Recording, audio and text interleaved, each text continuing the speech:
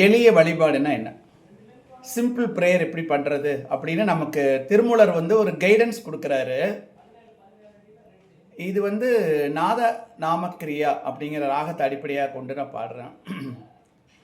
யாவர்க்குமாம் இறைவர்க்கு ஒரு பச்சிலை, யாவர்க்குமாம் பசுவுக்கு ஒரு வாயுரை, யாவர்க்குமாம் உண்ணும் போதொரு கைப்பிடி, யாவர்க்குமாம் பிறர்க்கு இன்னுரை தானே.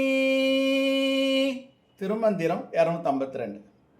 பொருள் என்னன்னா, இறைவனை ஒரு பச்சிலை கொண்டு பூஜை செய்யுங்கள்ங்கிறாரு. பசுவிற்கு ஒரு வாயளவு புல் உணவு கொடுங்க அப்படிங்கிறாரு. நம்ம அந்த அகத்திக்கீரை வாங்கி சில கோயில்கள் எல்லாம் பசுவுக்கு கொடுப்போம், அது பெரிய புண்ணியம்னு தெரிஞ்சுக்குங்க.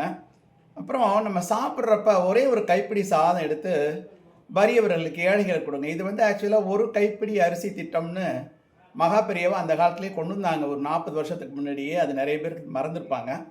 அதேமாரி கடைசியாக ஒரு விஷயம் சொல்கிறாரு திருமூலர், யாவர்க்குமாம் பிறர்க்கு இன்னுரை தானே. அதாவது பிறரிடம் இனிமையான வார்த்தைகளையே பேசுங்கள். இது என்னன்னா எல்லோரும் செய்யக்கூடிய மிக எளிய வழிபாடு. பாட்டை ஒரு வாட்டி படித்து காமிச்சிட்றேன்.